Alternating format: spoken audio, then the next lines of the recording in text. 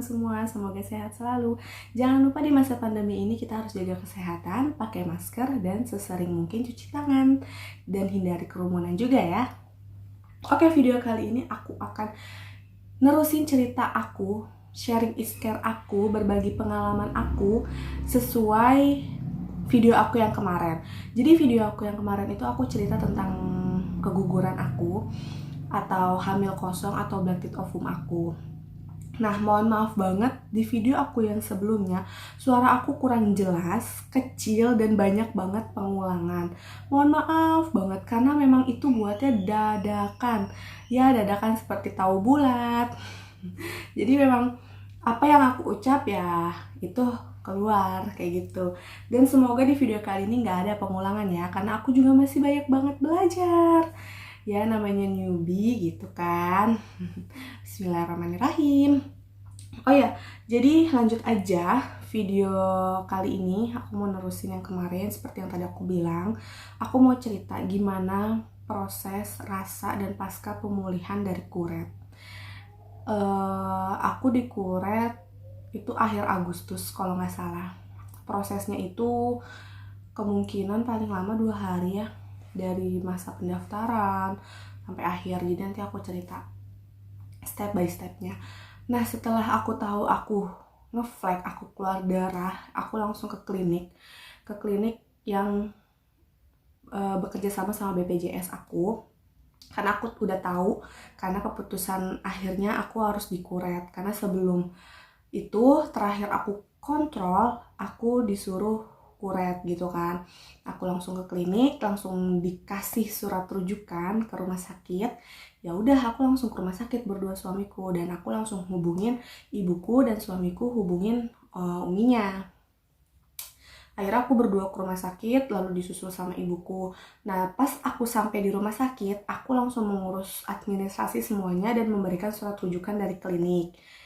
Dari klinik itu cuma memberikan surat rujukan, dan karena aku nggak kontrol di klinik itu, jadi aku bawa semua data-data yang aku punya selama aku check up kehamilan kayak gitu. Jadi itu buat acuan juga buat dokter yang nanti akan ngecek aku. Setelah pendaftaran semuanya selesai, aku langsung diarahkan ke poli obgyn atau poli kebidanan kayak gitu, dan aku harus nunggu dokternya dulu karena dia belum datang.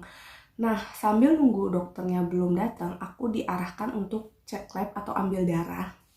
Itu tujuannya untuk sewaktu-waktu kalau misalkan memang aku beneran harus dikuret. Jadi aku harus cek darah dulu buat tahu apakah aku baik-baik aja atau ada hal lain kayak gitu. Nah, setelah aku ambil darah, aku juga harus menunggu, dan hasilnya juga nggak langsung keluar. Nah, setelah aku cek darah, ternyata dokternya sudah datang. Nah, setelah dokternya datang, aku nunggu giliran, lalu dipanggil, diperiksa segala macam. Setelah ketemu dokter, ditanya ada apa, aku bilang aku ngeflag, keluar darah, umur kehamilannya mau 12 minggu, tapi pas sebelum ini check up katanya hamil kosong gitu. Ya udah, akhirnya aku langsung di USG. Nah, setelah di USG ternyata dokternya bilang kondisi kantong kehamilannya sudah tidak bagus atau tidak baik. Jadi yang tadinya bulat gitu, kayak apa ya, bentuknya kayak udah nggak beraturan, mungkin kayak udah pecah gitu kali ya, karena kan aku mengeluarkan darah kayak gitu. Ya, jadi keputusannya dokter juga bilang, oke, ini dikuret ya, dia ngomong gitu. Karena umur kehamilannya sudah memasuki 3 bulan, kayak gitu. Ya, dari situ aku juga sudah tahu apa keputusannya, jadi ya dok, gak apa-apa gitu kan.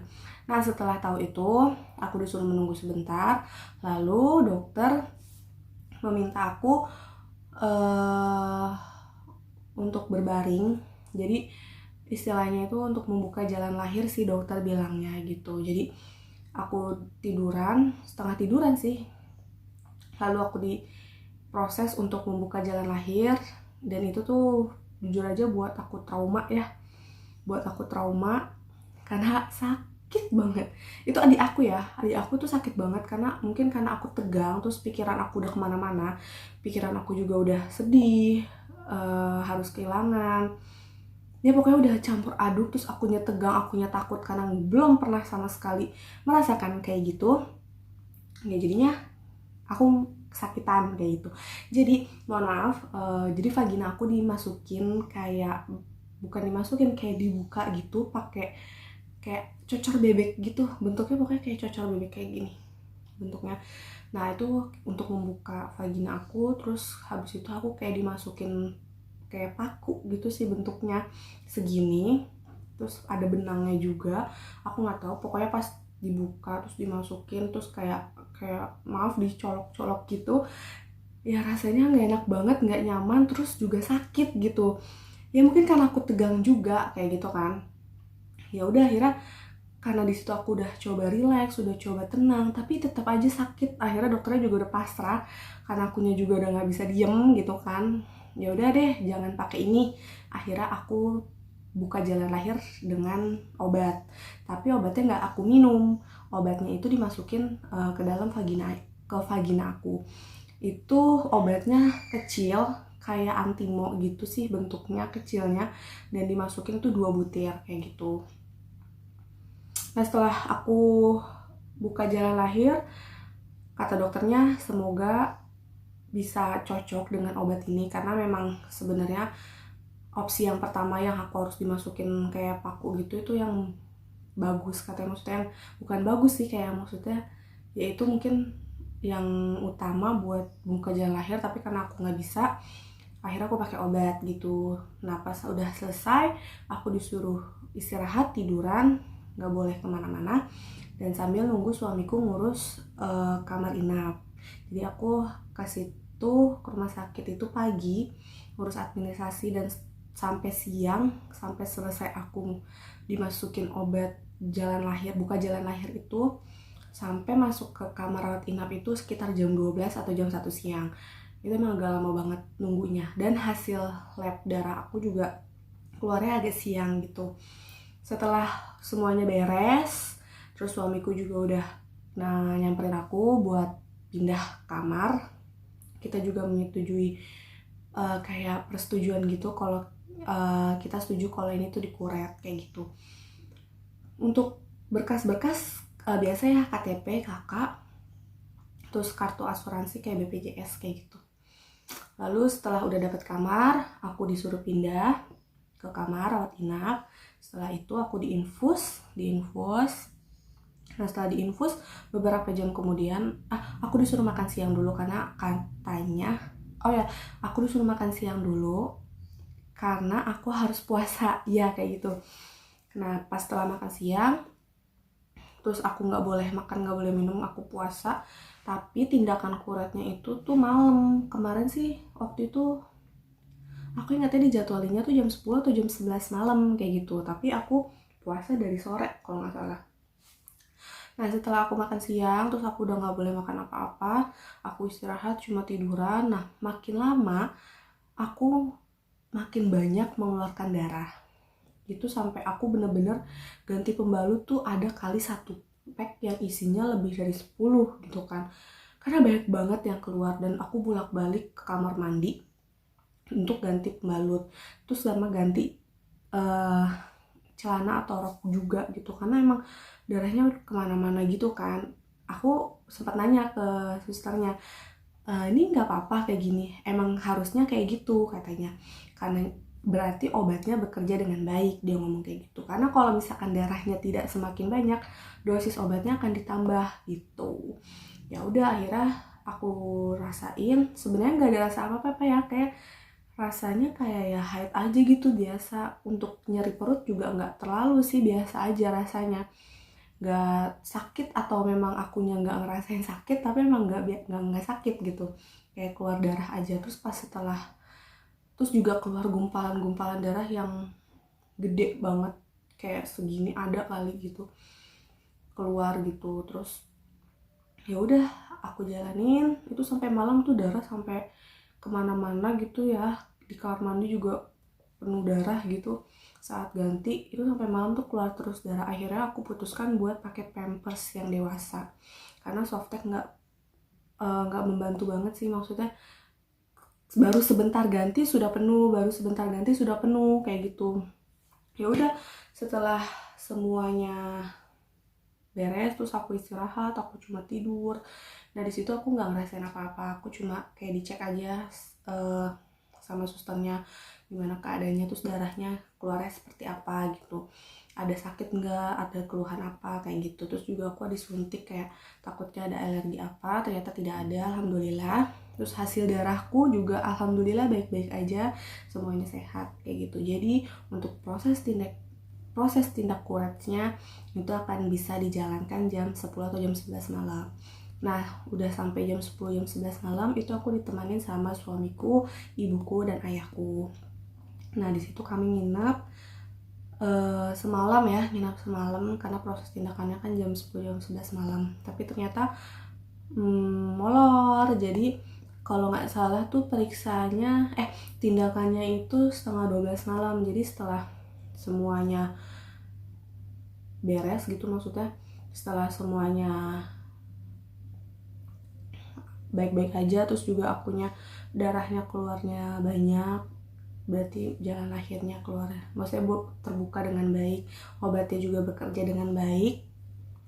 Ya udah, pas jam setengah 12 malam aku dibangunin buat pindah ke ruang tindakan. Nah, ke ruang tindakannya itu kayak semacam ruang operasi atau ruang bersalin gitu sih, karena aku ngelihatnya kayak ruang bersalin karena ada alat-alat gitu, ada oksigen juga. Nah, terus aku dipasang oksigen, terus aku diposisikannya tidurannya, kakinya diangkat ke atas kayak gitu, terus juga diikat, mungkin karena takut biusnya nggak bekerja, terus akunya refleks gerak gitu kan, nggak tahu. Nah, terus aku dipasang oksigen, aku disuruh nunggu beberapa menit.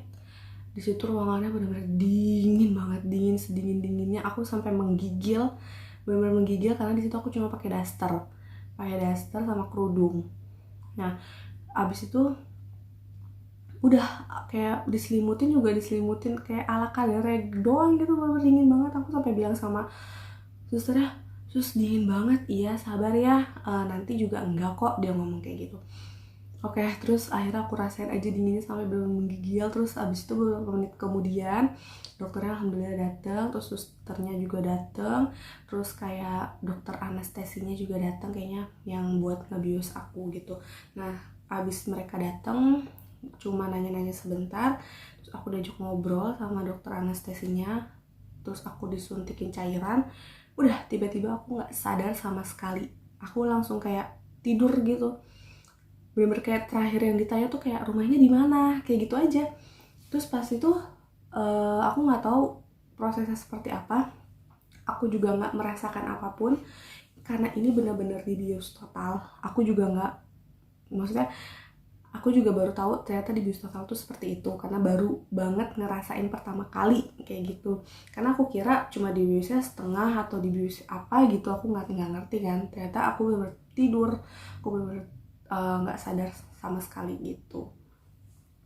Nah, setelah itu aku jam setengah 12 malam ya, prosesnya tuh ternyata sebentar banget, cuma setengah jam. Terus tiba-tiba aku langsung dibangunin, ibu udah selesai ya. Akhirnya aku bangun, terus aku udah rapih, aku udah pakai celana, aku udah diselimutin, terus oksigen aku juga udah dilepas, udah kayak istirahat tiduran aja gitu. Terus aku bingung kan, ini udah selesai atau belum gitu kan, terus ini aku harus ngapain lagi kan, aku sendirian gitu. Terus tiba-tiba nggak lama suamiku masuk sama ibuku. Akhirnya aku ditemenin, aku ditanya gimana, nggak tahu, nggak ada rasanya, bener-bener ya nggak ada rasanya kayak gitu. Emang berapa lama? Setengah jam gitu. Oh, berarti sekarang jam 12 malam gitu kan. Terus gimana? Ya udah, akhirnya tadi pas selesai proses tindakan kuret, suamiku dikasih botol gitu, hasil jaringan yang ada di rahim aku. Tunggu sebentar ya, ada di foto sama suamiku nih.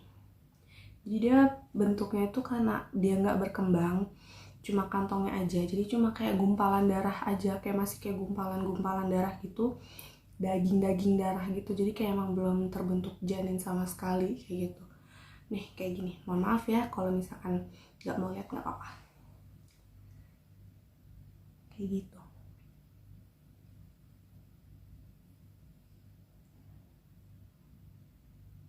Jadi dia kayak gumpalan darah gitu, terus dokternya menyarankan dikubur aja katanya gitu. Tapi kalau misalkan mau diobservasi juga boleh, itu tergantung kitanya.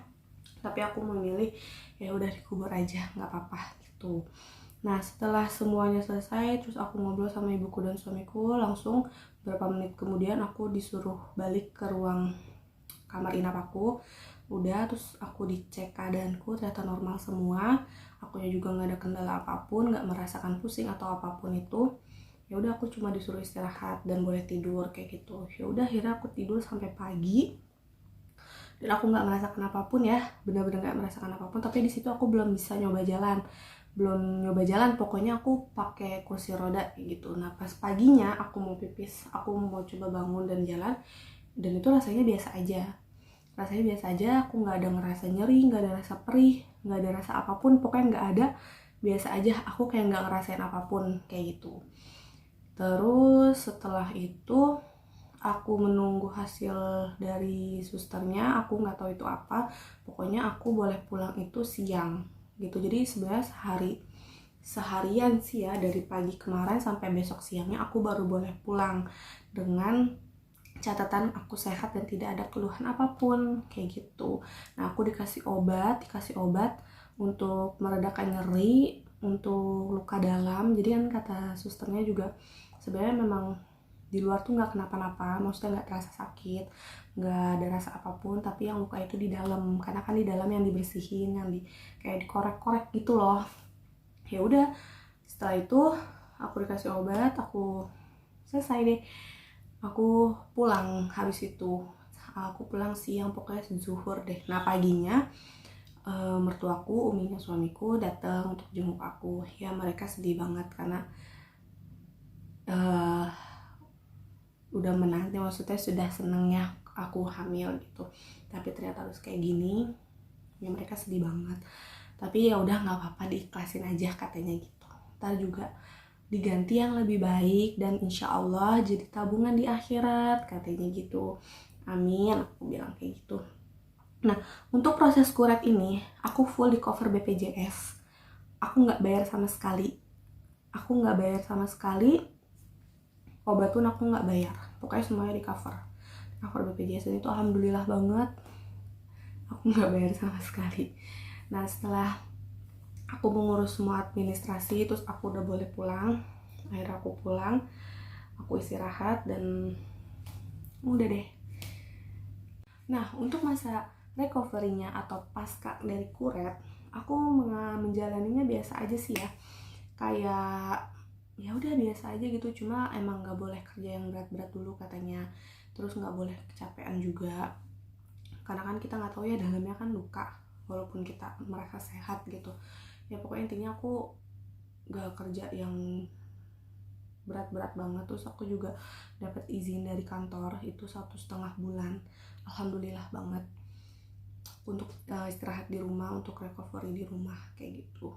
Terus aku juga setelah seminggu kemudian aku disuruh kontrol ke rumah sakit lagi untuk dicek apakah rahimnya sudah bersih atau belum, dan alhamdulillah banget semuanya sudah bersih, sudah sehat, dan sudah bisa pulih kembali kayak gitu. Nah untuk masa siklus haidnya, aku kalau nggak salah sebulan kemudian dari kuret aku langsung haid gitu. Jadi haidnya sudah keluar lagi, terus teratur lagi sih sampai sejauh ini gitu, teratur sebulan sekali aku haid kayak gitu. Jadi sebenarnya nggak seseram yang aku bayangin ya kuret itu seperti apa gitu. Cuma memang pas proses pembukaan jalan lahirnya itu, yang awalnya menggunakan cocor bebek, itu yang buat aku trauma, yang buat aku nggak mau lagi gitu. Ya insya Allah gak ada lagi ya, semoga gak ada ya yang kejadian kayak gini, dan teman-teman juga semoga tidak ada yang merasakannya. Kalau ada yang merasakan sabar, semoga nanti diganti sama Allah kayak gitu. Nah aku juga menyayangkan banget sama pelayanan di rumah sakit saat pertama kali aku datang, saat di dokter objinnya itu perawatnya atau susternya agak kurang friendly ya.